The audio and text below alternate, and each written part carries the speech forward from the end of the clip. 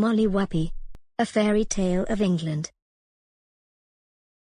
3 daughters was leaving their mothers to find wealth. The eldest brother decides to travel by himself, choose the larger plus her curse, or the smaller one plus her blessing. Only the youngest Molly chose the small one and accepted the blessing. Her sisters don't want her, and tried to get her away 3 times and tied her to a rock, a peat stack and a tree. But her mother's blessing allowed her to keep up with them, so they continued to be together. They came to a house and asked to go in. The woman warned them that her husband was a giant and would eat them.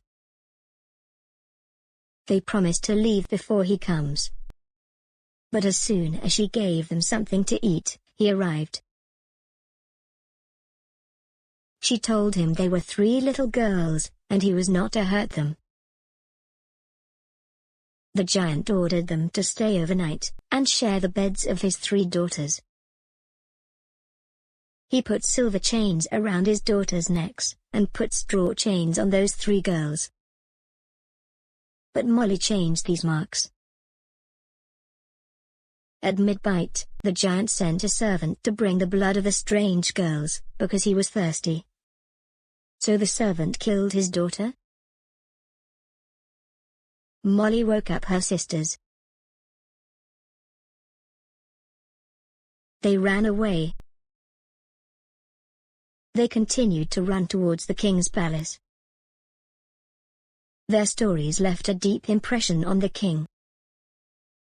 The king said that if she stole the giant's sword from behind the bed, he will marry his eldest son to her eldest sister. She walked over and hid under the bed. When the giant fell asleep, she stole it. When she crossed the threshold, it rattled, and the giant chased her. But she escaped from a bridge of hair.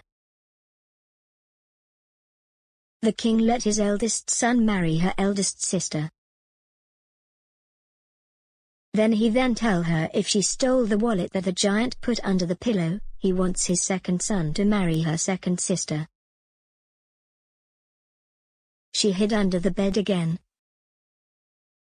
and stole it while he slept. But he woke up to chase her. She escaped from the bridge of hair. Her second sister married the king's second son.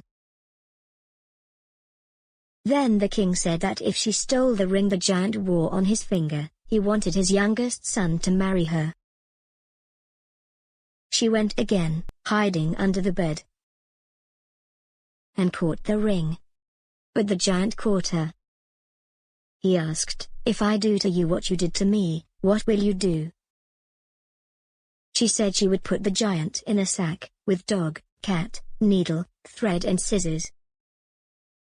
Then she would hang the sacks on the wall, go found a thick stick in the woods, then came back and beat him to death.